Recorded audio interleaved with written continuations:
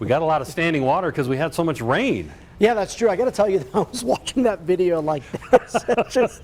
I don't really like seeing close-ups of mosquitoes. So at home, if you're making your breakfast, we apologize for that. But got to show you the video because the story is important. Again, we've seen a lot of rain over the past couple of months. July actually coming in short of average. Now, there's the potential we could get to average, maybe a little bit above it today in both areas, but we'll see what happens as that rain's not expected to pick up until later this evening, mainly after 6 o'clock for areas outside of the mountains. Here's a check on those current out-the-door temperatures.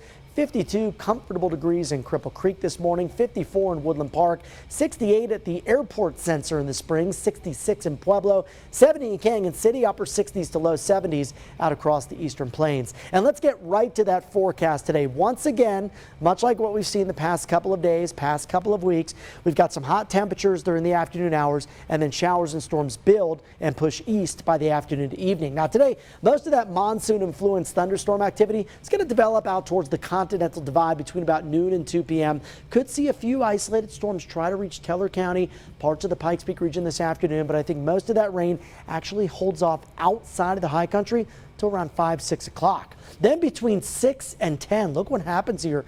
Potential for some heavier rain from northern Colorado down through about the El Paso County, Pueblo County line. South of that, storms expected to be more isolated in coverage, but north of it, Palmer Divide down to the Springs, could see some of those stronger to severe storms develop. Heavy rainfall, frequent lightning, gusty winds, hail, even up to about 1.5 inches in diameter. That's going to be the primary threats. And today it's just a level 1 risk that includes parts of El Paso County, as well as northern Colorado, the Denver metro, and the northeastern plains. And as we head towards Tuesday, we start to see a better development of this monsoon plume of moisture that moves in from areas to our south, and that leads to a better potential for some heavier rain, widespread showers and storms throughout the afternoon to evening hours, and as well, maybe some flooding. That'll be possible anywhere from the Pikes Peak region down to Pueblo County, up across northern parts of the state. That rain threat continues all the way through tomorrow night. So tomorrow a little more active than today, but today as a whole, it's going to be a hot end to the month of July. 100 for Lamar and Pueblo,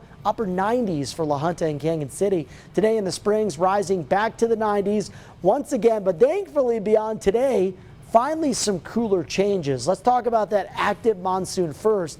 Your rain chances Tuesday, they're up around 70 to 80% by the middle of the day and then sort of drop off somewhat by the evening hours. Temperatures near to slightly below average the rest of the week and then well below average by the upcoming weekend. For Pueblo, we start out the 7-day period at 100, but we end it next weekend with temperatures in the 80s. Good chance of rain showers most of the week except Friday.